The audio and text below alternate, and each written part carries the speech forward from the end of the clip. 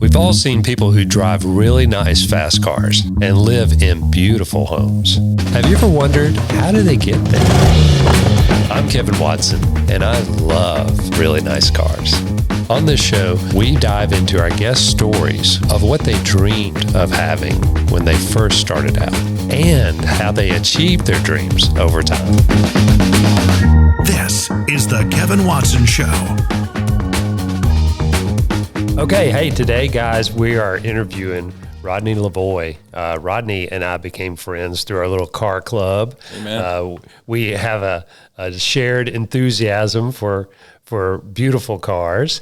Absolutely. And got to meet him and his lovely wife and got to have lunch a couple of times and talk. And so, Rodney, what we want to do is just kind of ask you about your latest car that you have and where your enthusiasm for cars started, and we'll start there. Sure. And then we'll kind of work into your business and what caused success for you, and maybe some of the things that you could pass along to the next generations. Sure. So they could learn what it takes to be successful as an entrepreneur and a business owner. Then we can pass that along to them. So let's talk about your cars. Perfect. Where'd your passion come from? So I'm 52, so I grew up in the 80s. Yeah, so me too. Miami man. Vice. Yeah, definitely. So I had the posters on my wall. Which one did you have on there? The Countach poster. Okay. The 930 slope nose. Yeah. The white one. Yeah, the slant nose. Yeah. Yep. So I didn't even know what that was when I was a kid. I just thought it was cool. Yeah. I just thought it was neat looking. I didn't either. So and I think I had that Farrah Fawcett poster too. Of course. Didn't we all? Yeah. In the 80s? I don't think you're allowed to have anything else with that one. But no, I fell in love with cars as a kid. Always had Hot Wheels, Matchbox cars. Love them. Anything mechanical. I've noticed a trend in the people that we're interviewing. They all have had Hot Wheels and Matchbox cars and that's sort of started their passion. That's so funny. I'm the same way. My dad was always a big car guy. Oh, was he? Okay. Oh yeah. And as a matter of fact, at one time we lived in Clearwater, Florida, and he bought an old fire station. Okay. And kind of just kept his cars there. Oh, so cool. It had the doors on both sides. Boy, don't you wish we could do that now? I know. What a great way to repurpose an old fire station would be. I think that's a great idea. With the big roll-up doors. We got to be looking for a fire station. I know, right? Yeah, we need to make that part of the plan. But that's no, great. I think I followed some of that passion because of his passion, and then as I got older, and then got a driver's license and started driving and realized the freedom in it. I love music, and there's just something about the right music and the right car and the right day. Isn't there? It's just like, and the weather lately has been just so perfect. You put the windows down and you turn that music on and you just escape. There's no question. It doesn't matter what your day was like. Absolutely. Right? You get in one of those cars and you just take off. You know, I totally agree. Yeah. And so for me, it was, some of those early moments, I don't know if you remember the Miami Vice episode where, they've got Crockett's driving around in this old pickup truck, and he's supposed to be a drug dealer, and he's driving this old junky pickup truck, and he's telling his boss that no one's going to believe that I'm this wealthy drug dealer. I'm driving this old car. You guys are driving me crazy. And his boss says something like, "It's out back." And he's like, I just can't, I'm not putting up the show that I need for people to believe that I'm this successful drug dealer. And the chief keeps going like, "It's out back, it's out back." And he stops and says, "What do you mean?" And he says, "It's out back." And they open the doors, and it was that white Testarossa with the big fins. Yes. And I don't know, I was probably 13 or something like that. Yeah. And I remember seeing that car and thinking to myself, like, man, how cool is that? And he's in it, revving it, going like, now we look the part. It was, I think growing up in the 80s, there was something about, especially in Florida, where I was when I was in high school, things like go fast boats, fast cars, that whole, everything Miami is kind of known for, even though I grew up in Southwest Florida on the other side of the state. it was a lot of the big houses, fast boats, fast cars. Yeah. That was a big part of it. Yeah. So for me, that was sort of the beginning of the gears turning on. Sure. I need to find a way somehow to find a way. Yeah. Find a way. It's sort of like the beginning of your fueling the fire. Yes. And you're like, okay, how am I going to make this happen? Yes. Right. For sure. So tell me how that happened. How did what opportunities came up, and maybe successes and failures of what happened? Sure. I lived in several places growing up. I was in military school throughout middle school, and then my family moved to Florida, and so I went to high school in Florida. I didn't particularly care for school. I'm a visionary. I'm a visual person, I should say. Yes. So someone hypothetically telling me about something is one thing, but if I can get my hands on it, it's how I learn. Yeah. I just couldn't wait to get out of school. There are a lot of people like that. And a lot of entrepreneurs like that. For sure. School is not their gig. And I knew it. It wasn't for me. And so I was in some clubs and things later on in high school. But I signed up for the Navy when I was 16. Okay. And my parents had to co-sign that 16. when I was 16. And I went in the Navy when I was 17. So I went from Fort Myers, Florida, graduating high school in May, to basic training in San Diego in June. Nice. And then I was a radioman in the Navy. Okay. And an electronics technician. So wound up doing basic in San Diego, and then had to go back to San Diego for my other A school trainings, and we were going to Tijuana and just having a heck of a time. Yeah. 18 years old. When you have a military ID, you can legally drink, and it was just a whole new world. And I was on a ship in San Diego. I was trying to get back to Florida somehow. And as the military does, many times they say, "Oh, if you're in the top 5% of your class, you can pick your duty station." Yes. And I missed a lot of fun times to be in the top 5% of my class. Yeah. And I picked Pensacola, Jacksonville, and Key West, and they put me right back in San Diego. At the end of that whole program, they were like, "Yeah, we just kind of tell people that so they do a little better." And oh my goodness, it's funny to me, the Navy commercials are all these guys, like this coming out of the water, and really it should be the floor buffer.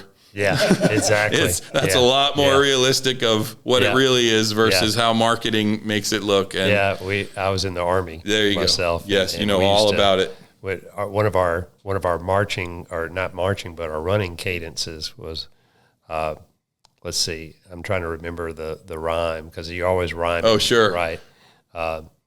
He said, "My recruiter told me a lie," and then they always repeat it, and then he said, "Join the Army, learn how to fly." Right. Yeah, right. Right. And here you are running with a rucksack, going. Yeah. I didn't see this in the 20-mile brochure. forced march up a hill with rucksack and full gear. Yes. Yeah. So I spent some time in the Navy, and then came back home and was a little lost. I was started playing the drums, so music was a big part of my life. Yeah. And I answered an ad in the newspaper to go with a company called Gray Bar Electric as a truck driver. Okay. And so I started for $7 an hour. Okay. With Gray Bar in '91, and I worked for Gray Bar Electric for 7 years. They're the world's largest electrical wholesaler. Okay. And this was right when the internet was first starting. Mm-hmm. So there really wasn't an internet then. And I moved my way up in through the warehouse and the counter, and had this choice to either move into the electrical division or into what they called the telephone division, which is really what we know now as the ComData industry. The internet wasn't there, Ethernet wasn't there. And because I was into electronics in the Navy and was always kind of a tinkerer anyway, I was a lot more interested in that direction. Electrical work seemed like just wire and boxes and pipes, and it had been that way for 100 years. Yeah. And just didn't seem very interesting to me. So I went into the telephone division on the supply side, and was in a band. So I was mostly working during the day to just pay for drumsticks and drum heads. Drummer, Okay. and at that time really wanted to be a musician. Everything in me was just, this is what I'm going to be. And we had this dream to either move to LA or move to Nashville. And I lived in Nashville when I was a kid, in the 70s and the early 80s. Okay. So I was in a 3-piece band, and I was the only one with a real job. The bass player was a pizza delivery guy, and the singer, like, I don't know, mowed yards for cash or something like that. And I said, look, if I transfer my job to Nashville, we have to go. And they said, yeah. And I transferred my job up here, and 2 weeks before we're supposed to leave, the singer guitar player is like, I don't really want to move. And the bass player is like, well, if he's not going, I'm not going. So I moved up here by myself worked at Gray Bar on 8th, downtown. Yep. And saw the music business from the inside. Yeah. And saw how tough that was. Yeah. And, when you think you're a decent player in a small town, like so many people say here, and then you come here and you're like, wait a minute, this is a whole nother thing. And then people how here are so talented. There's no question. And then the business side of it too was a whole nother. It's like professional football here versus Pee Wee. Yes. It's real. Yes. These people are really good. For sure. I have a friend who you probably know, Gary Ashton. Oh yeah. Yeah, Remax. Yeah. And Gary's a drummer, and he came here from England. So he moved all the way over here. He's like, I'm going to move from England to Nashville and go be a drummer. And he's like, I got here and went like, uh-oh. Yeah. I can't tell you how many realtors came here for music. Amen. I've got some friends that are sure. realtors that came here for I'm music sure. and mortgage and, everything. Right. This is Music City, right? That's right. So, but that would have been then 95, 96, and the internet was a thing, even though it was early stage, and I got really interested in fiber optics at that point. It wasn't that much different than some of the things we were doing in the Navy, and so went to Corning and got my 4 engineering certs, which is how you become a fiber optic engineer. You wouldn't go to college for that. You just decided to go do that on your own just to learn more about it? I wanted Gray Bar to pay for it, for me, but they wouldn't. So I just saved some vacation time and saved some money and made the trip to Hickory, North Carolina, which is where Corning's corporate is. Okay. And then put those certs on my cubicle, and then they said, I love how you just said, hey, I'm going to get that education. Right. I was fascinated about it. But you'd already graduated high school, you'd already gotten out of the Navy, but you got your own education. Absolutely. Right? And it was I think that's really important. I think so too. It's to continue to learn. I'm a huge micro fan. I love the Votech and the vocational stance that he has about like, look, we need welders, we need electricians, we need plumbers, we need and that couldn't be further from the truth. We can't have 2 million influencers. Even if you're doing those positions, you're always at a position like you did to continue to learn. Absolutely. Right? Because the more you learn, the more opportunities come up, right? Absolutely. So I'm an outside salesman working for Gray Bar. Okay. And I'm calling on contractors in the outer Nashville area, up in Bowling Green, out in Jackson. Yep. I used to go to the Saturn plant down in Spring Hill. Yes. Calling those guys. And I had a client that lived out in Jackson, Tennessee. And at this point, they'd moved me into a position they called a fiber specialist, where I would teach contractors how to fusion splice fiber, how to terminate fiber, because Gray Bar wanted to be able to sell those products and those machines to contractors. So he called me and he said, "I need you to come out to Jackson. I need your help." And I said, "Sure." I drove out a couple of days later, and I'm in his kitchen, sitting at his kitchen table, and this is a country guy. He's in like the zip up Carhartts. And I'm sort of like from Florida, and just we were really different. But he was really nice. His wife does the QuickBooks, and his brother-in-law helps him work. And he slides this contract across the table, and Procter & Gamble has a huge factory in Jackson, Tennessee. All the Pringles in the world were made in Jackson, Tennessee back then. I did not know that. I don't know if that's still the case, but. And he has this like $2 million fiber contract for Procter & Gamble. And he said, I need your help. I don't really know how to do most of this work. and that was one of those defining moments for me where I'm thinking to myself, like, then how did someone give you a $2 million contract if you don't know how to do the work? Yeah. But then the light bulb starts coming on in my head, like, I'm teaching these people how to use this equipment, how to splice, how to test, and they're going and doing these big projects. Because at that time, there was so much more demand than there was supply. Gotcha. People needed this fiber everywhere to extend their own networks for this internet that their businesses had to have. And there were so few people that knew how to work with it. So you found or stumbled upon an industry, right, that had more demand than supply. So that I think that's a key. It is, right? 100%. Is to know where things are going. For sure. Right, and know how to get ahead of that. Right. And I think I was really blessed because of just having that natural curiosity. Yeah. Which hasn't always been a good thing. I've got one of those. Yeah, right. I've got a son that's like that, and everything's always pulled apart and broken. No doubt. And just looking at how it works. I remember as a kid, it would be Christmas and my parents would buy me a remote controlled truck. And I would put the batteries in it, and I would play with it for about 5 minutes, and then I'm just ripping it apart. And they're frustrated, like, we just bought you this, and it's in a million pieces, and I'm trying to figure out, can I rewire this a different way? Or there were lots of sparks and smoke and things like that around me when I was a kid. Even in high school when car stereos. But we should be were encouraging that, really. That's right. That's right. Because it's just the way that they learn. That's the way my son is. He's visual and tactical. Right. And he learns that way. So do I. Much better Absolutely. than sitting in a classroom all day. Absolutely. He gets nothing out of that. Same here. Same here. I think you got that from me. Well, that's okay.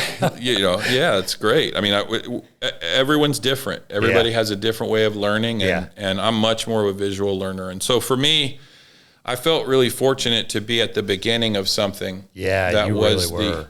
It's strange for people our age to think about knowing that we lived in a life before cell phones and we lived in a life before the internet. Yep. And my daughter will be 18 in a month, and she's never known a life that was disconnected. She's never known it. And when you talk about it, we sound like our parents going like, we walked to school in the snow barefoot, uphill, all that thing. I don't want to be that uphill both dad. ways. Yeah, right. But it was just true. I mean, I remember, people wouldn't know where you were. If you went out in the boat and you were in Florida, it was just like if something happened, unless you were calling the Coast Guard on a VHF, but we didn't have those on the little boats we had. You were just, that's crazy. Yeah, or to even think if that today, that people would go out like that. Or if you went for a long drive somewhere and got a flat tire, you're like, I'm in the middle of nowhere with a flat tire, and I don't have a cell phone. Yeah, it's hard for younger people to fathom that. Yeah, that was the reality of. I remember there was a thing that would come on around 10 o'clock at night, and it would say, it's 10 o'clock at night. Do you know where your children are? Exactly. That's right. And I think it was actually for the parents. Right. I think it's for them to go, you have children. Remember, you have children. They need to come in. Because they wouldn't let us come in. We had to stay outside the whole time. No doubt. We drank water out of the fountain, out of the hose, the garden hose. And that's right. We never came in.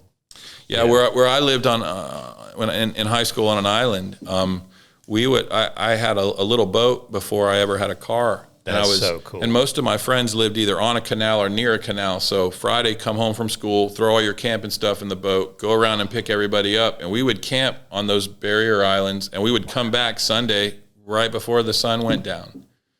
And I'm thinking now in this day and age of like Life 360 and all this stuff with my daughter and just being so worried and see them over at an island and going, oh my goodness, there's snakes and gators and sharks and everything else. Just a different time. But yeah, and I there again, I think curiosity was also what allowed me to be so comfortable in sales early. Yeah. Just being curious about what other people do in their businesses, or even in sales. A funny Gray Bar story. I was in Bowling Green and I drove by this big building one time. I didn't know what it was. I was trying to make sales calls. I got off the interstate, pulled up to this guard gate, and the guy said, "How can I help you?" And I said, "I'm here to see Bill." And he just opened the gate. You're just sort of on the fly. And next thing you know, I park and I walk in this big building, and there are like these white V-neck T-shirts flying by me, and it's super loud. And this guy's like, "What are you doing in here?" And I said, "Who do you call when your computer breaks?"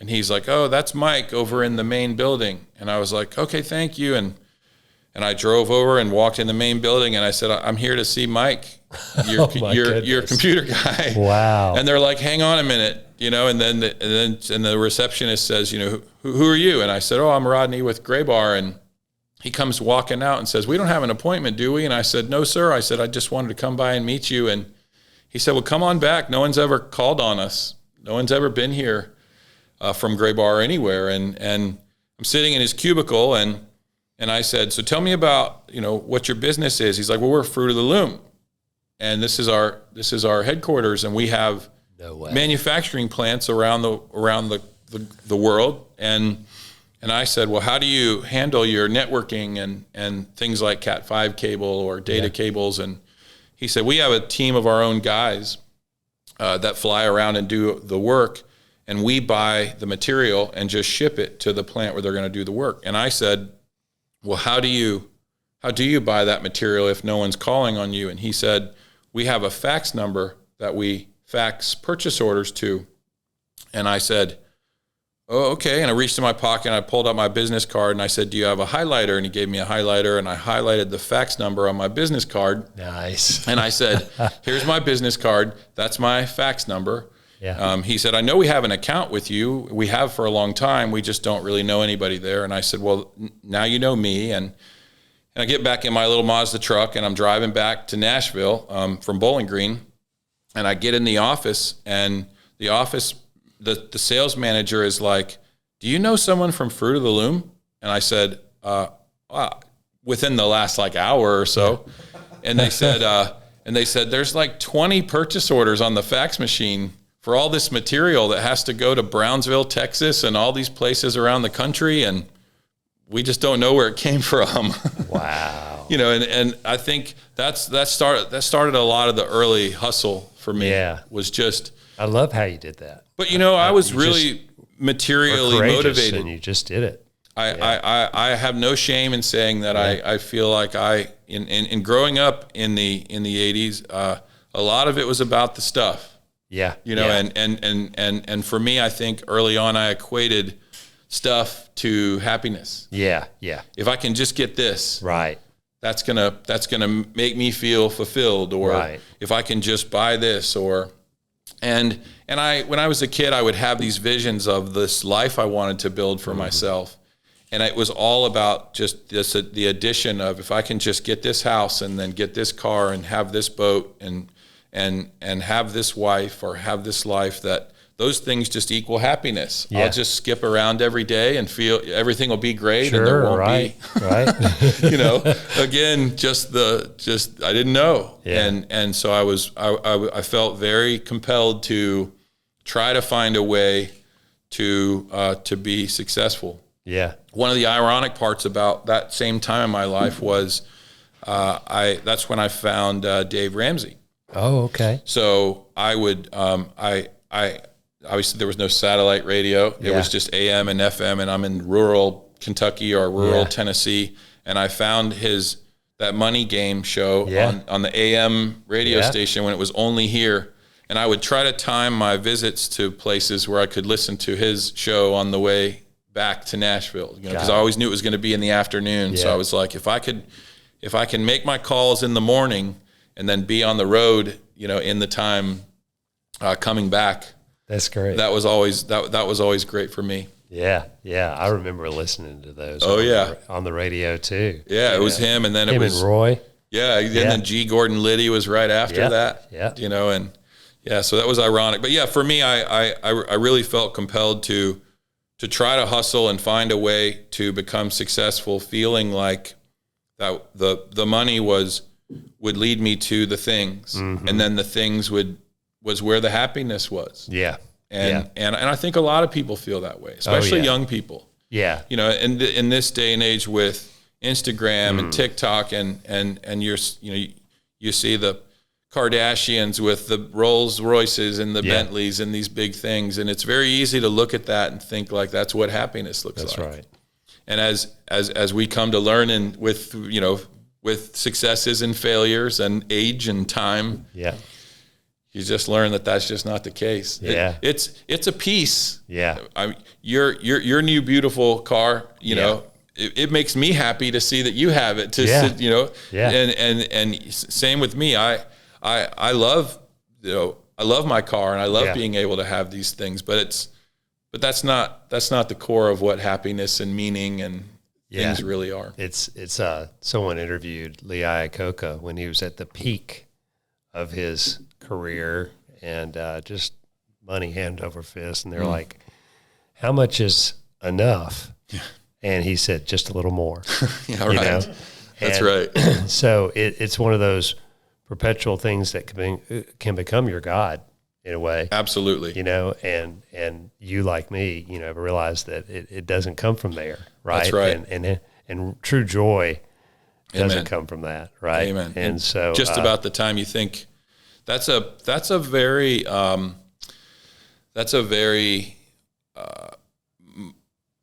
big moment of awakening. Really? In your life. Yeah. Tell me about maybe that moment when you realized, okay, I'm doing well and I'm accumulating, but sure. I really have joy in my heart. Sure. And I think to take one step back and say, okay, now I'm in Jackson, Tennessee with this guy saying, teach me how to do this. And I'm saying, $2 million contract. I'm saying, you know what? I can do this myself. I could go to these clients and I can sell these products myself, and I know how to physically do the work, so I could do the work myself.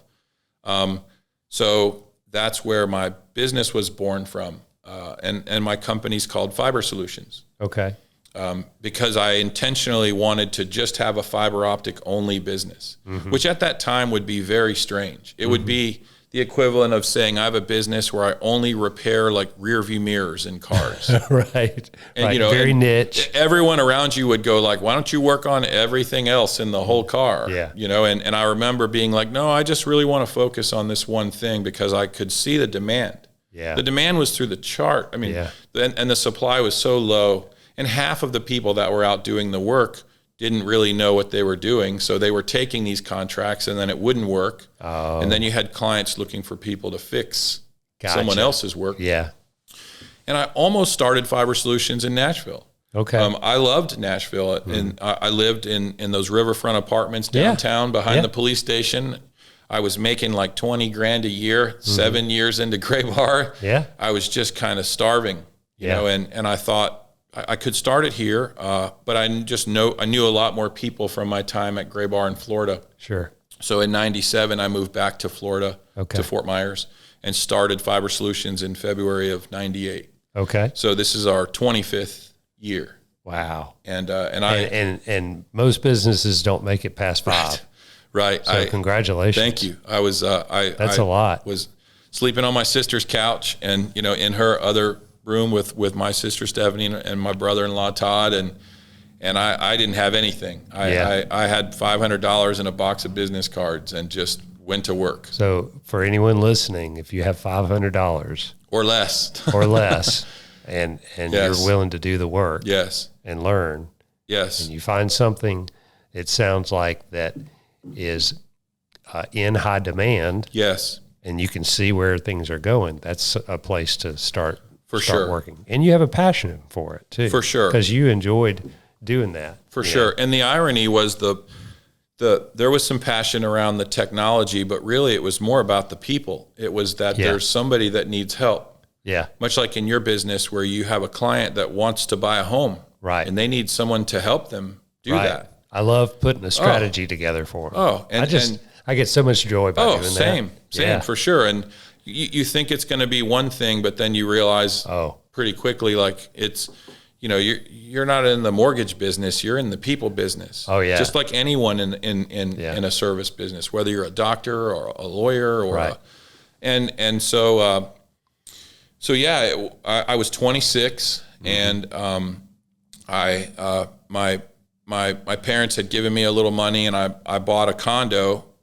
The irony of that was I bought this 2-bedroom condo on a canal in Florida for $60,000. in 1998. That condo is probably $700,000 right now. I know, right? I'll never forget my mortgage payment was $400 and something a month. Goodness. But it was very, very tough. I was trying to. It was a lot harder to start than I thought it was going to be, because it's a one and done type business. Gotcha. So you have to keep doing it to get more revenue. And so I was valeting cars at night at a country club. I'd make $30, $40, and I worked by myself for a year. So I would get these little jobs from mostly other contractors that I knew that were like, hey, can you help me do this part of the job? I can do the copper cabling part if you can help me with the fiber part. And I think I made 18 grand my first year. And then I hired that bass player that was in the in the band. Convinced him to come with me, and some of those guys from back then are still with me, which is great. That's pretty cool. But there were certainly those times on Friday where I was just doing everything wrong. I mean, payroll was, I'm going to cut you a check. There was no government involved. Back then it was like I have the plastic, almost like a flat checkbook for my business, and then my personal account, and I owe somebody $400 because I'm paying them $10 an hour. For 40 hours, right. And then it's like, well, here's $200 from my personal account, and here's $200 from my business account, and they leave, and I'm broke. I don't have a dollar. I'm at the 7-Eleven or Circle K right down the road. They had this chili bar, and I used to steal the oyster crackers, just for something to eat. I'd go over to my sister's and, see if I could, bum dinner, or lots of ramen noodles. And it was tough, and had job offers from other people in the industry. I had an offer one time to become a manufacturer's rep that would have paid me probably $50,000, $60,000 a year, and I accepted it. I said, yes, absolutely, get me out of this. But then they're like, you have to move to Miami, and I just said I just didn't want to live in Miami, and part of that was the good Lord just keeping me on the path that I was meant to be on. That would have just been the easy way out. And I was fortunate enough to have some great mentors, people that I'd met through our industry. A dear friend, Kerry Williams, who's from Atlanta, had a company called PSA. They were a big rep firm, and I would call him sometimes and just say, I'm a little lost, what do I do? And mentors were really important to me. Particularly just people from your industry rather than family, because there isn't anything except just the camaraderie you have as just friends. And I agree. You've heard the saying that you become like the 5 people you hang around the most. Absolutely. Right. So having good mentors in your industry makes such a big difference. For sure. Yeah. So it was a team member at a time, a client at a time, and just started growing the business. We finally caught some traction 2 or 3 years in, and we were slowly hiring people, and I had my first office, and I bought my first home. It's funny, people talk about interest rates, these days, and I remember how happy I was to get that 8.5. Yeah, 8.5. In probably 99, 2000, somewhere in that neighborhood. I remember being like, yes, I got locked in at 8.5, and now people are like, it's. I don't know. My dad has told me stories about an 18.5% mortgage in Florida in the 70s, late 70s, early 80s. So, but kind of grew a client at a time, and the first car that I bought that I thought was kind of a cool car was a horrible decision. I'd been a business owner for 3 years, and I'm driving this little black Mazda truck down the road, and I saw a yellow Millennium Corvette. I don't know if you remember, they had that Millennium year, the 2000 year, where it was yellow with a black convertible top. Oh, cool. It was sitting in front of a Nissan dealership in Fort Myers, and I saw it, and yellow was always one of my favorite colors. And I just thought, man, I have to get this somehow. I don't know how. And I pulled in, and I went in, and as soon as I told them I was self-employed and 2 or 3 years in, but somehow they said, we can put a deal together, and that deal looked like 14% interest. Sure. And I had like a $1,300 a month car payment on this Corvette. It was just eating me alive. Yeah. You know, it was one of those ones I was super happy the day I got it, you know, and it was slowly every day it was just becoming heavier and heavier, and it was a little too much at that time. Yeah. And the irony in that is I traded that on a 996, and my payment went down to like $850. So I went from a Corvette to a Porsche and your saved payment like, went down. like $500 and something dollars a month. But, and I liked that 996. You know, I was in that strange place where I was finally making a little more money and trying to find what was enough, what I could afford, making some bad decisions and then paying the price. And that was the beginning of learning of the sort of, with boats in Florida, people talk about the best 2 days are the first day and the last day. Yes. The day you buy it and the day you sell it. No truer words have ever been spoken. You've never had the relief you've had with a boat, you know, and of the first day of this elation and the last day, like, just get this thing off me, please. Someone take this. So exactly. But and then I was fortunate enough in 2007 to sell Fiber Solutions. Okay. So it was before the '08 recession, and was approached by a competitor in the market I was in, had been purchased by an investment group out of Naples. And that competitor and I, although we were competitors, we respected each other. And once he had made his deal with them, he said, "Hey, I think we should go up to Fort Myers and buy this." So I sold Fiber Solutions outright.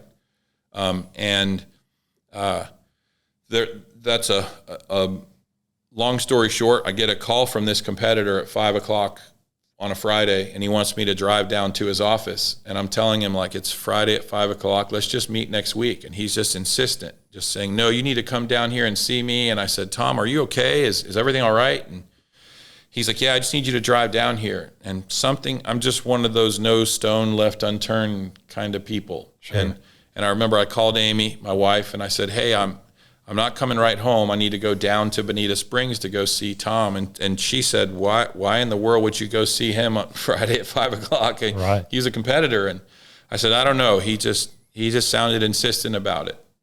I drove down there, went in his office. I had my Fiber Solutions shirt on, and all his company guys are like, "You're not allowed to be in here." And he comes running out of his office like, "No, I asked him to come." And we walk in his office, and he walks behind his desk. It literally happened like this. He said, "Have a seat." So I sit down. He sits down. He said, "The reason I asked you to come here today is because I want to know if you want to sell Fiber Solutions."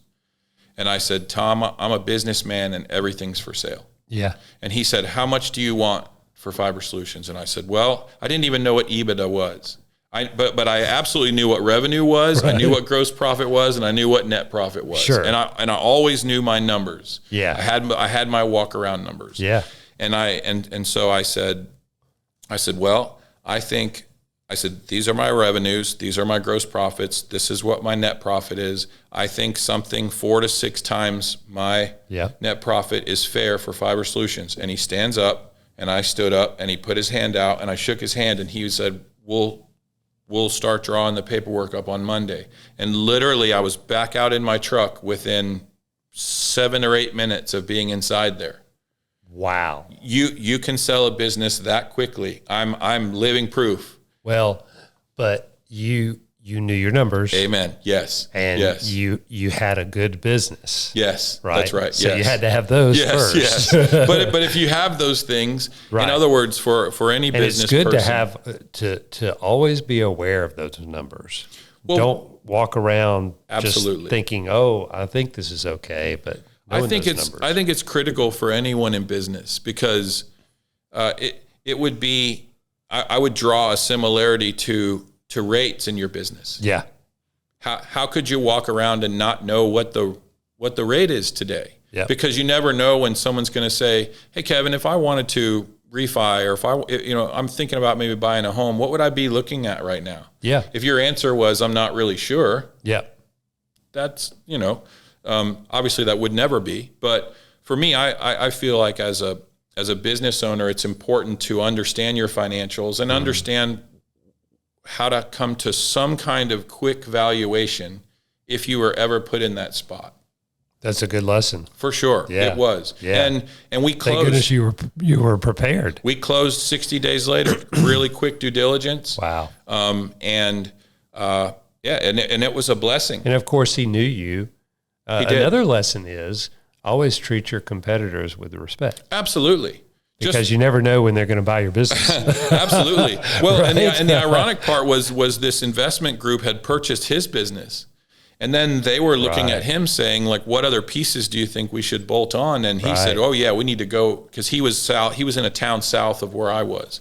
If you think about Southwest Florida, it's Fort Myers, then Naples, Estero, and then Naples. Okay. And he was in Estero, Bonita Springs, and kind of in that middle area, and I was up in Fort Myers. And so we closed. I'm sitting in the conference room, and my lawyer is there, and his lawyers are there, and the people from the investment group are there, and we sign everything, and they call their bank, and I'm waiting for the phone to ring to say the money is in I think my mortgage at that time, my wife Amy and I lived in a D.R. Horton house that was about $290,000, $300,000, and I think I owed about $270 on that, and I really I was early on I really adopted that Dave's mentality about trying to be debt free. Yes. And so I didn't have any other debt other than our mortgage at that time. Thankfully, maybe one other car loan. Sure. The phone rings, you pick it up. They're like, the money's in the account. Wow. And then your whole life changes. Yeah. You have that feeling of like things are really different now, but you're not sure what you can do or what you can't do when you go from having a few $100,000 to a few $1 million. Yeah. And so what did you do? Did you just say, so now what do I do? Yeah. I mean,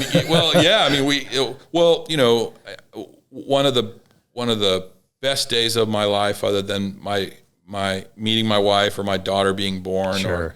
I went to one of the managers in the business that day, the day we sold, and I said, I need you to have all of the managers at your house tonight, the night that we closed. And he was like, I'm not sure if I can. And I kind of stopped him halfway there. And I said, everyone that's a manager and above, I need you to have them all at your house. So we're standing on his back porch pool deck. And I essentially came up with this idea to say, every year that someone has been with me, I'm going to give them a certain amount of money for that year. Wow. And I settled in on about $10,000. Wow. So if a project manager had been with me for 5 years, sure, I gave him $50,000. Wow. I gave away $475,000 on his back porch that night, and it was one of the biggest blessings of my entire life. Oh my goodness. What a great blessing. People, because you were blessed more than them.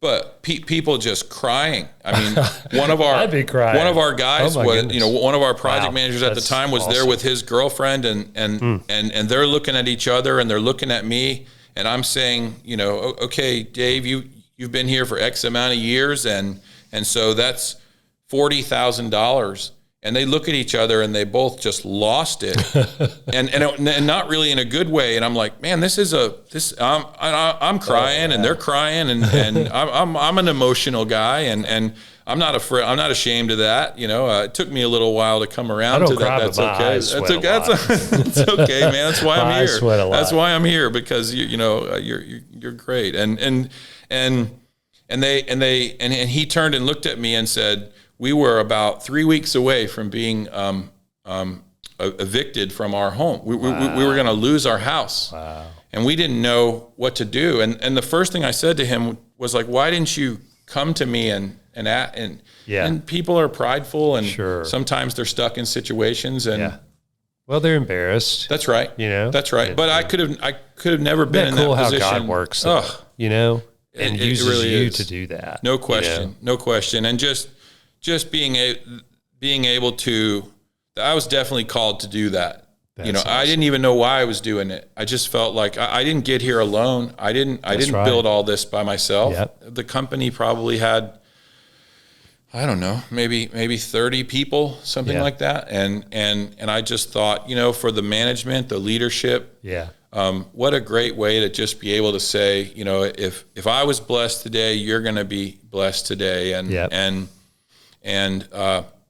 you know, it was that's a great day. it was there. beautiful. It was beautiful. It was, yeah.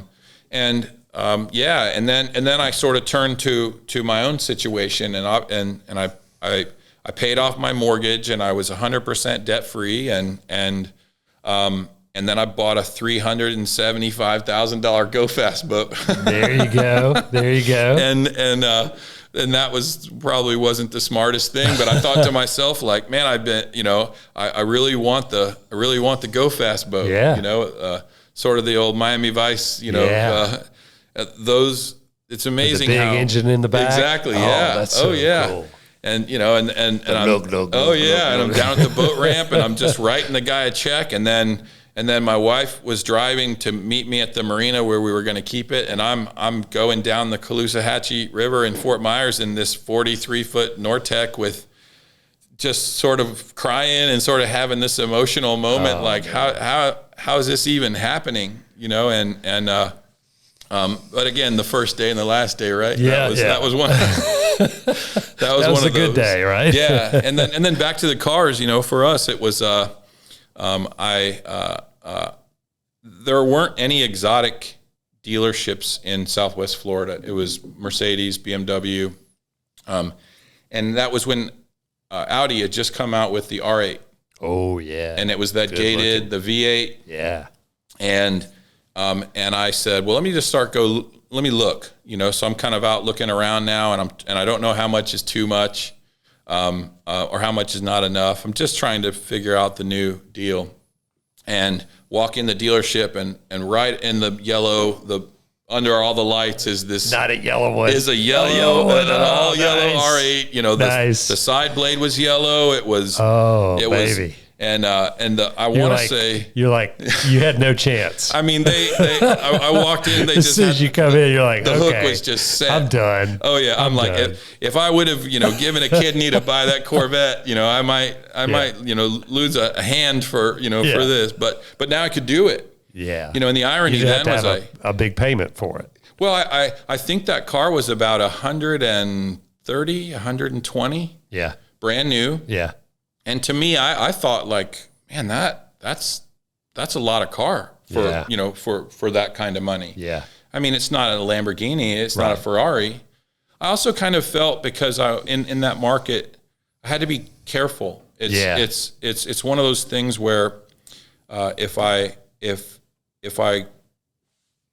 to tell, I felt back then, if I had to tell a client that I had a nicer car, if I could say that I had an Audi, they would think an A5, right? Or which was perfect, not the R8. But if I knew you, I would say, Kevin, I have an R8, and you'd be, oh man, that's so cool. I love the gated shifter. You could tell the car guys about it on one side. You could almost sell it either way, to your favor. And which was a little strange, you know, just you know, as you're fortunate enough to begin to have some of these things, but then you're scared about it, you're embarrassed about it. You know, you don't want someone to look down on you, you know, or you don't want people that work with you to think like, well, if he has this, I should be making a lot more money. Sure. Realizing that there's no correlation between your hourly wage and and what I just wrote a check for on the other side. But so it was that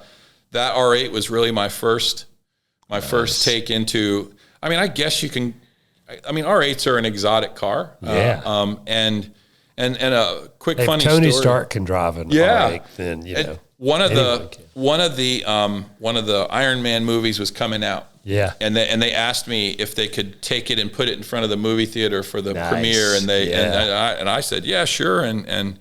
But really quick funny story about that R8. I'd had it for probably a month, and man, I just thought it was like when you were a kid and you got that new bike or something, and you just think you're the stuff. Yeah. You know, and life has this funny way of humbling you down sometimes. There was a casino up in Tampa that my wife and I would go to sometimes and just stay the night, you know, play a little blackjack or whatever. And it was a Hard Rock casino. Yeah. And I'm like, I've got this new R8. Yeah. Amy and I are going to get in this Yeah, thing we and are. drive up to Tampa, and our daughter was little, and she was going to be with her grandparents, so we had like a little night away. Yeah. And we pull in to the valet, and my chest is probably as far out as I could ever put it, and I'm like, look at me with my this thing, and I pull up to the valet, and I get out, and the guy says, man, I love this car. And I'm like, oh, thank you so much. And he said, is this that new V10? And I said, no, this is the V8. And he said, oh, that sucks.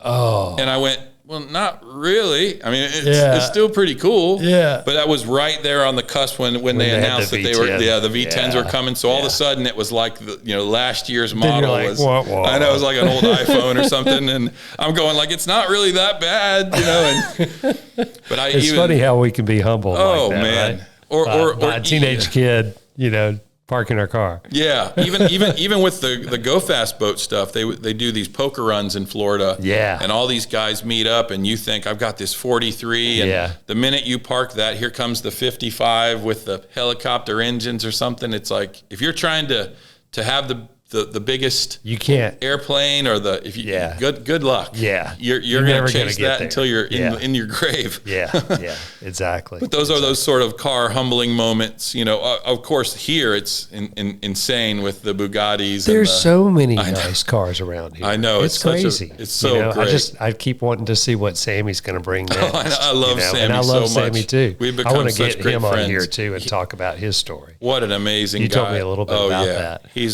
He's a brother for sure. Yeah. So tell me about balance, because I know that you had to make a lot of sacrifices. You talked to where you called Amy and said, hey, it's Friday night at 5, but I got to go see this guy. So what's your philosophy on that, for how you were growing your company and taking care of your family and your daughter and Amy and all that? Give me some advice on that. Yeah. The irony about selling was 18 months later, we were deep in the recession, and the people that own my business were going to close my business. Really? And I was just faced with the reality that all these people and all of their children and their wives and our husbands, people that worked with me were going to lose their jobs. Mm-hmm. And I knew I would be safe, but I just could never do it. Yeah. So I bought the business back. Really? In the recession. Wow. Knowing that, and even with people around me almost yelling at me like, why do you always feel like you have to save everyone? Yeah. You're safe. Yeah. And I'm like, man, I just couldn't sleep at night knowing that all these people are going to be, would just be out of a job. People that helped you build it. Yes. Right. So actually the CEO of the company and the CFO of the company, who were dear friends of mine then, the three of us bought the business back. Wow. And those are my two partners, Frank Mambuka and Josh Lippert. And I own 51% of the business. But I had to take the majority of the cash that I had and buy it back. Sure. And then go through 3 or 4 years of just, 8, 9, 10. Every day you're shaving in the morning going, what in the world did I do? Yeah. It's amazing how you can be humbled.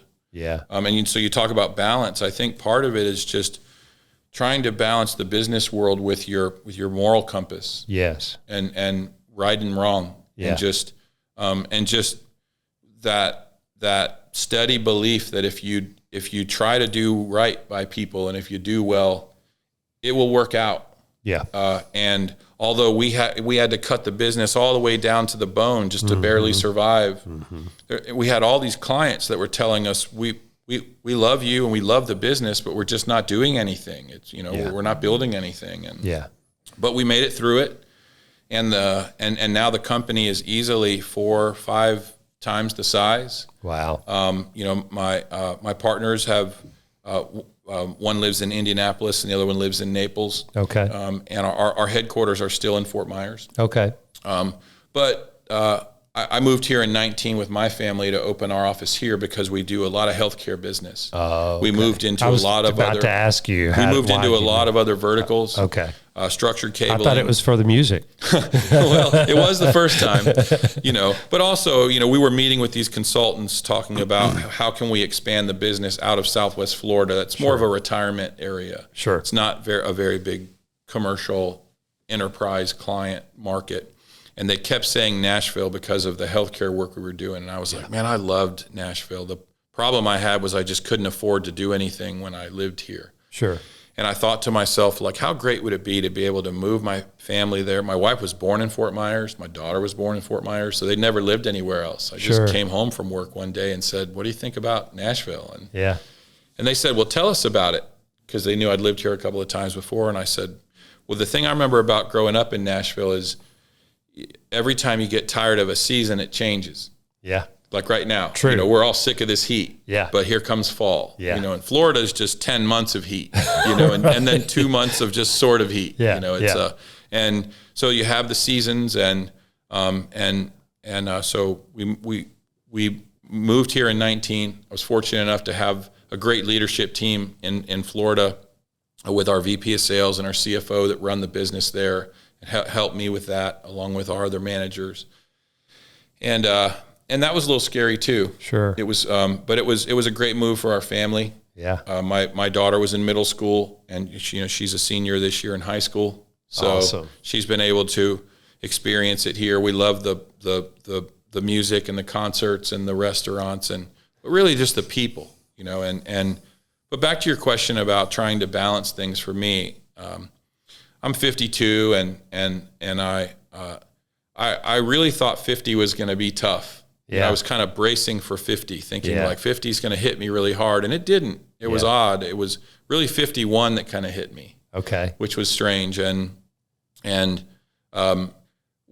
I think the reality of just realizing that you have more days behind you than you probably have in front of you is this thing that really forces you to revisit balance. Yeah. Because I can say that for the first 20 years of Fiber Solutions, there wasn't a lot of balance. Right. It was work. It was just.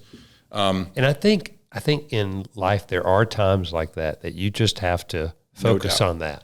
No doubt. And thank goodness you have a understanding wife and family. Absolutely. That they're still there. Right? No, without a doubt. When you come without a doubt. I mean, my wife Amy has been there for me so much. I mean, we've been married for 20 years and known each other for 23. And when we moved in that D.R. Horton house, I remember we didn't have any furniture, and we moved in and we were sleeping on an air mattress on the floor, and business from the time we signed to build the house to when they actually gave us the keys just seemed to go straight down, as Murphy tends to do sometimes. Yeah, you're like, oh. And so we're both essentially in tears, and I'm telling her, like, I don't think we can stay here. I don't think we can afford to and it's October, November, and we'd sold our other house and put some money down. And then I'm thinking about Christmas bonuses for the people, and I'm like, we don't have the money in the business, so I got an equity line and took that equity line and paid the Christmas bonuses with it, and nobody knew. Wow. Amy knew, I knew, my wife and I knew. It's all those things that the business owners do to sacrifice that the employees don't even know about. It's amazing. There's no doubt. And so, but then again, these are just the ongoing examples from. But I love that you didn't really have to think of it long. You just did it. No, you knew it was the right thing to do. Absolutely. Yeah. Part of that comes from my upbringing. Part of it comes from my faith. Yeah. I didn't grow up in a particularly religious household. Okay. But I have a very strong sense of right and wrong, and over the last 5-6 years, I've gotten a lot more in touch with my own faith, which has been a huge blessing for me. Yeah. Realizing that a lot of these intuitions and thoughts and things that I feel like were helping me make decisions were really God helping guide me. Just saying, if you're good to people, even if it doesn't happen right away, it's not a microwave. It can be a crock pot sometimes, but if you just try to do the right things and hang in there, things have a way of balancing out and working out. Yeah. And it's just so true. So for me, advice that I would try to give to younger entrepreneurs are, if you're one of the challenges for me was I was the primary salesman in the business. So, so 60 the owner something, and the salesman, 60 something percent of the sales, sometimes 70% of the sales were sales that I was generating. And it's very hard to work in a business and work on a business at the same time. Amen. And sometimes you put your head down to work in it, and you pick your head up, and 6 months have gone by or 8 months have gone by, and you haven't done a thing about vision or marketing or, and that in itself is very tough to balance, much less just life at home and life at the office. Right. So that's why I made the decision when we moved here to open our regional office in Nashville to move out of sales. Yeah. And move into more of a business development role where I can still build relationships, but then pass those relationships to other salespeople. Sure. To be able to give myself the quality of life that I really wanted. Yeah. I had to intentionally do it. It's funny, we have a joke in the office where we say, there's a reason they call it taking time off. Yeah. You have to take it. Right. Because no one's going to give it to you. Yeah. It's that's true. And I felt like in time I had to learn about, I have to get some of these things off of me. Yeah. I can't be this much in the business and then responsible for growing the business or working on the business at the same time. I heard someone say before, the more you let go, the more you grow. Yes. So it's That's true. Sort of That's true. Letting go of some of those responsibilities in sales. Yes. So you could take over the responsibilities of running the company. That's right. Creating more vision and connecting. Absolutely. Continuing to connect. For sure. But yeah. But without the people, it's hard though. It's scary. It's because very you're like, but I'm the one that's running it. If I let up on the engine, it's very scary. Yeah. I saw, but I think that's where faith. I think entrepreneurs are the most faithful people I know because whether you're they running know it or not. Yeah, you have to be. That's right. Faith is all the time. You're running on it because Amen. you just have to believe in others. Absolutely. You can't do it yourself. I always talk about the turtle that got on the fence post. Mm-hmm. He didn't get there by himself. That's right. That's right. You're not going to ever get there by yourself. So you have to have faith in people. That's right. You have to have faith in God. That's right. For sure. Well, I saw a wonderful YouTube sermon from T.D. Jakes one time. Okay. And he was giving a sermon about courage, and it was really speaking to me. It takes courage to certainly to jump. Yeah.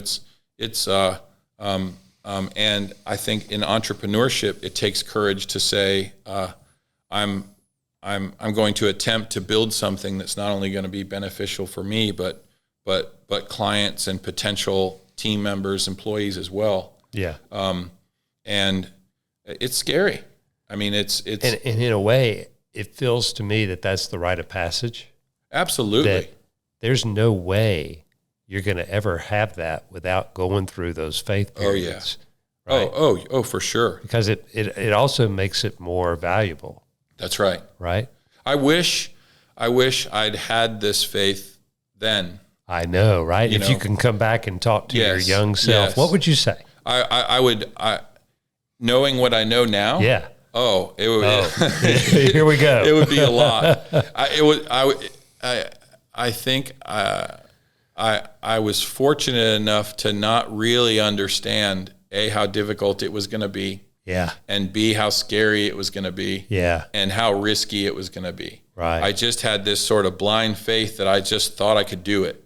Wow. And I had no idea the obstacles were going to be that tough. Right. I mean, and in a way, don't you feel that God doesn't reveal that to you? Yes. Because if he knew that, if you knew what you were going to have to do, I would have never. Yeah. Absolutely. Yeah. I think that's how life works. Amen.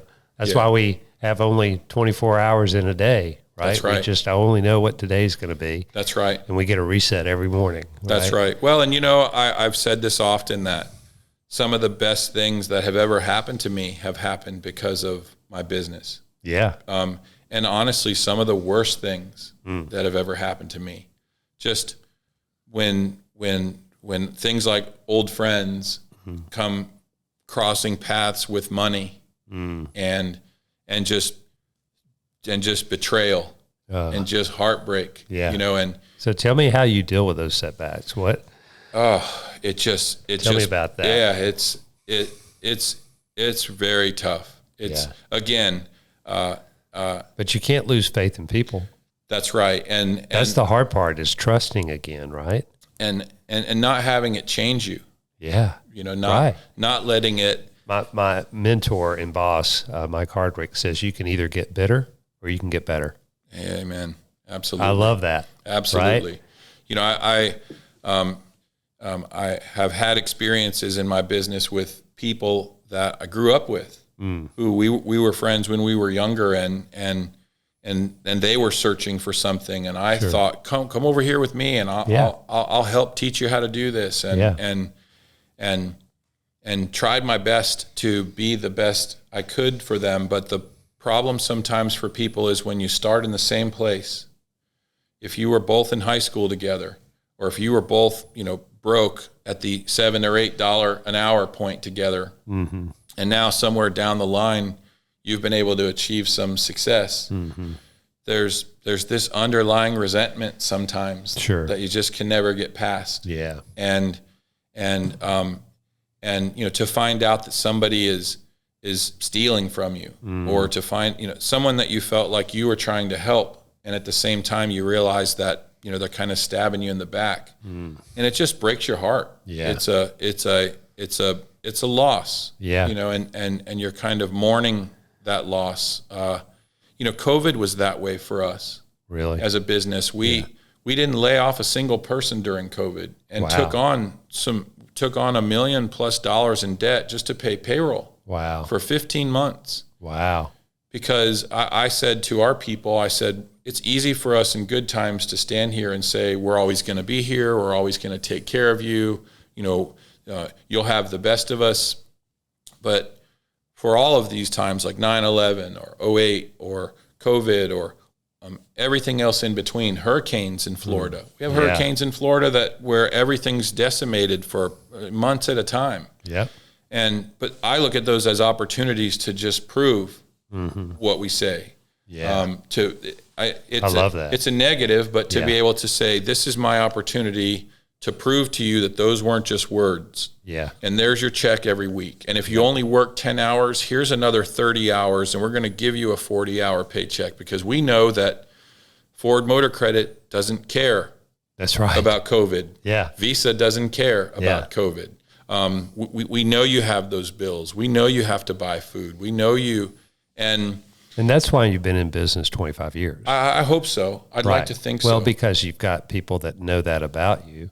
Yes. And you've got customers that know it. Yes. And, I've always heard that you take great care of your employees. They'll take great care of your customers. Amen. And they'll take great care of you. Absolutely. Right? Yeah, and you can see the pattern here, Rodney, for sure, of what you've been doing, brother. And it's just beautiful. Thank you. I mean, it's really a great model of a business. We call it the bubble. If you're in the bubble, our clients are in there. Yeah. Our I hate the word employees, but it's like our employees are in there. Yeah. Our team members are in there. It's great. And we're just trying to take care of each other. And this is such good information for young entrepreneurs. I hope so. I wish I would have known this when I started my little company. I had one for about 5 years. That's okay. I shut that bad boy down. But I was like you. I was the head salesperson. Yes. And doing all the books and accounting and payroll and HR and everything. Yes. And working 100-hour weeks. Oh. Just had a brand new baby. Oh, yeah. And I was one of my coaches said, well, you can change everything and continue this, or you can just go to work for someone else. And I said, I think I'll go to work for someone else. Well, the irony is that I admire. Thank you. Well, I've had so many friends that said, I'm going to leave my job and go start my own business. And really all they did was just made their own job. Yeah. Yeah. They didn't really start a business. Right.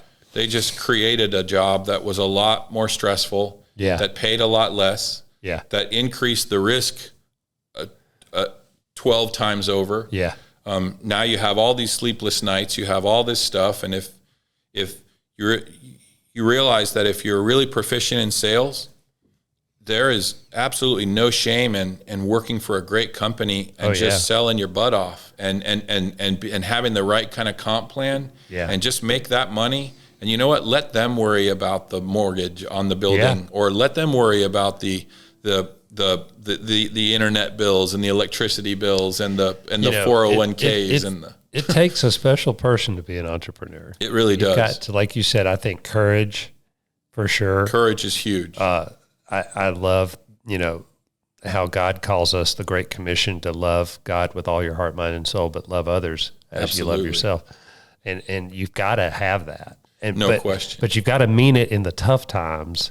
Yes. And that, I heard you say that several times, paying payroll out of your equity line. Or even just Christmas bonuses. Sure. And when you had success to thank them for it too, where you didn't have to do that, pay them $10,000 for every year they were there. That's right. Amazing. Well, and back to COVID, I thought when it first, none of us had ever been through that. Yeah. And so my first thought was like, how do we take care of everyone? Yeah. And we were fortunate to have a line of credit. And so we used what we had in our money market, and then we started moving over to our line of credit, and my partners were behind me the whole way. Wow. Whatever you want to do, we're going to do. Yeah. And I'm thinking to myself, not only is it just the right thing to do to help take care of people, but selfishly, I was thinking, think of the long-term goodwill that we're going to build just by people going like, man, and then you do that for a year and a half or so, and you rack up $1 million and a half in debt. Yep. That you don't get anything back for. It's kind of like, you went to Vegas and just lost the money. Yeah. It's not like you bought something where you can now I can go sell this Lamborghini SVJ and get $1 million back. It doesn't work like that. But the value of that goodwill though. Well, and like I said, you're taking care of your employees. Yes. They're taking care of your customers. Yes. So we have the same thing here. Our leaders are so good, and our owner sold the company back to us. Beautiful. We're 100% owners now. Oh, beautiful. It's Congratulations. awesome. We're so blessed. So actually I own a business, but I have to run it, which is even better. But you're ready now. Yeah. And so it's a blessing, but they've done so many things for me personally. That's beautiful. That I just want to run through a wall for them. I know it. You know what I mean? Loyalty is such a beautiful thing. Yeah. Yes. So you've created that. Yes. Right? But the challenge in the COVID was one thing. And there's a time period I don't think people talk about enough, which is sort of the post-COVID time, which I think we're still in a way. Oh, yeah, we are. A little bit. Yeah.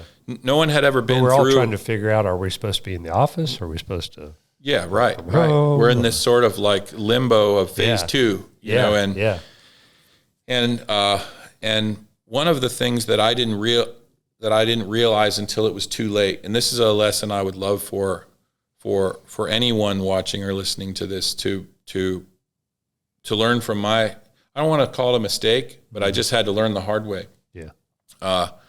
Was that I didn't pay enough attention to what the other contractors, integrators were doing during COVID. I was just focused on my own business. Gotcha. And what most in your industry, in our industry, and what most contractors did was they just cleared the benches. They just looked at their people and went like, I'm not going to pay you to do nothing. I'm not going to pay you to just sit at home, and either I can't or I just won't. Right. And so they let 95% of their staff just go. I mean, you remember hearing about the restaurants here in Nashville. Yes. People where they just went like, we just laid everybody off. Restaurant and hospitality industry. Within the first decimated. Within the first like month of it. Yeah. And I remember being so focused on like, how could someone do that? Yeah. How could someone do that to those people? Or how could they, because I'm looking at it through my lens. Yeah. Well, then fast forward 15 months later, we're $1.4 million in debt now from payroll that we've dug this hole we have to try to fill back in. Yeah. And now business is starting to come back. Mm-hmm. And those contractors are starting to win jobs, and they need people. So, but they don't need green guys. They don't need the rookie that doesn't know anything. Right. So they came after our people really heavily. and they would go so to. you're like the Bubba Gump shrimp boat. But yeah, so you're the only one in the water. Yeah, which was great for a minute, and then what I didn't see in the post-COVID time was if we had a guy, let's say that we paid $30 an hour to, well, now one of our competitors who cleared the benches had to fill that bench again. So they are offering him $40 an hour. Yeah. And I'm thinking to myself, it's really hard for us to pay him $30 an hour. Yeah. How in the world is someone offering him $40 We had that challenge an hour? in the mortgage industry when rates went down so much. Yes. There was such a big demand that, processors and underwriters were just paid like platinum. Oh, yeah. Oh, sure. And I love them, but they weren't worth it. Yes. Right. Well, so what happens is the first time it wasn't a sustainable business model, basically.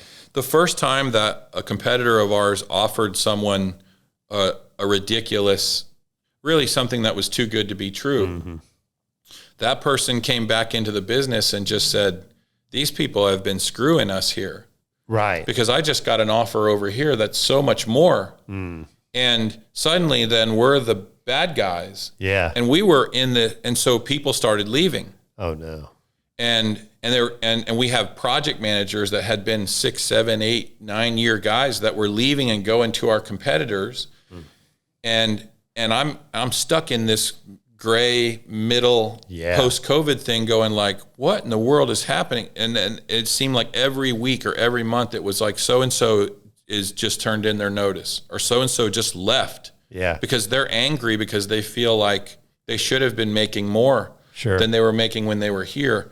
Not realizing that contractor they went to just had a project that they had to do, and once that project was finished, they were going to let them go, or they had a client that they thought. The grass always seems greener. They had a client that they thought, well, if we can take the project manager from Fiber Solutions and just go to the client that they took from us, then the client will take us back. And then as soon as the client says, no, we're staying with Fiber Solutions, then they just let that person go. Wow. And we lost 80 years of experience. And the whole time I'm sitting there thinking to myself, like, we took care of these people through maybe the worst, I don't know. Hopefully. Yeah, right. Maybe the worst thing that's happened in our lifetime medically, or, we've never just unplugged the whole thing, shut the whole thing down. And so those are those lessons that you learn where not everyone has that long-term feeling of, I'm so thankful for this, or some people can only see Friday. Well, and that's why they're working, a W-2 job a lot of times. That's right. And there's nothing against that. I'm a W-2 job earner. That's right. But being an entrepreneur, you've got to have that vision, and it's got to be so strong that you couldn't do a W-2 job. Do you see what I mean? I do. It would hold you down. Our VP of sales loves that Steve Mason. He loves the saying that says, just burn the boats. Yeah. Like we sailed across and we're burning the boats. We have to make this work. There's no way to go back. It's a wise observation that not everyone thinks like you do. Well, right? it was, and we have to remember that. It was really heartbreaking because I'm thinking like, to wow, myself, I just did all this. Yeah, I have all this debt. Yeah. I feel like I really tried to do right by you, and having conversations with people that are sitting in front of you saying, well, I have to take this offer because I'm just doing what's best for me. And in one of those conversations, I said to someone, I said, well, if you're doing what's best for you and I'm doing what's best for you, who's doing what's best for me? Yeah. Yeah. Who's looking out for me if I'm looking out for you and you're looking out for you? And those were horrible. I mean, those were awful conversations to have. And those are the moments in your life, like you mentioned earlier, where it's like, that's the point I think where some people go like, okay, you know what? Enough of this. Yeah. I'm never doing this ever again. Right. It's us versus them now. If you don't like it, you can just leave. I'll get somebody else behind you. I'm never going to do that again. I've just been burned so many times. And then you have to stop yourself and go, wait a minute. 10 people did that. Yeah. But there's 60, 70 people in the business. That's right. So don't focus on the 10 that just rolled out on you when they saw something better. Yeah. Focus on the 50 or 60 that are sending you emails like, I don't know how to ever thank you for this, or my family, or, all the things that just fill your heart, so I think that's important. A really good perspective. I think we often want to focus on the problem. Yes. That comes up for the day. Yes. Right. And not on the grand vision. Yes. Of the mission. Yes. Right. The mission is have a successful business that blesses other people, yes. blessing the employees at the same time. Yes. Where that problem of the day, maybe that person that you put a lot of energy into training, that's right. bringing up through the ranks to be a that's supervisor right. that goes to your competition. But in a way, in some strange way, it makes you feel like you failed. Because you took on the debt, and then you feel like, okay, I've straddled the business with this debt, and I don't have some of those people here as well. But I love what Dave Ramsey says when he says, really, success is just standing on a pile of failures. Amen. And for all the years that I listened to him and read his books, and it gave me sort of a financial roadmap. Yeah. The irony was when we moved here in 2019, we bought a home, and I'm standing at the bottom of our driveway, and we'd already closed on the house, and our realtor Jeff Checco, he works with Gary. I know Jeff. I'm sure you do. Yeah. He's an amazing friend. Yeah, really great guy. Points up on the hill and says, "See that house up there?" He said, "That's Dave Ramsey's house." Yeah. And we were in the same neighborhood. Oh, okay. So all of a sudden, it's like, okay, you go from the Mazda truck and the AM radio to like, how cool is that? And then I had a chance to meet, Sharon, Dave, and just amazing people. And they really are. But again, back to my point before, I would say for anyone who's either in the early years of a business, just realize that the tough times are gonna be there. Yeah. It's challenging. The key is just stay in the saddle. Yeah. When it gets really tough and everything in you is saying like, you know what, I can't do this anymore. I can't tell you how many times I've been driving down the road by myself in an F-150. Yeah. Going like, I'm not doing this anymore. I can't do this anymore. My heart is so broken from this, or this thing that happened, or this disappointment, or you pour all your heart and soul into a deal and then you don't get it. Yeah. Or you have a client where you did a project for them and they never paid you. Or all these disappointing things. Yeah. And you can either focus on the disappointments or you can focus on the positives and the wins. And the fact is that I'm so proud that we're celebrating our 25th year. That's amazing. I was 26 when I started. Wow. And you're just a baby. To be 52 now, I'm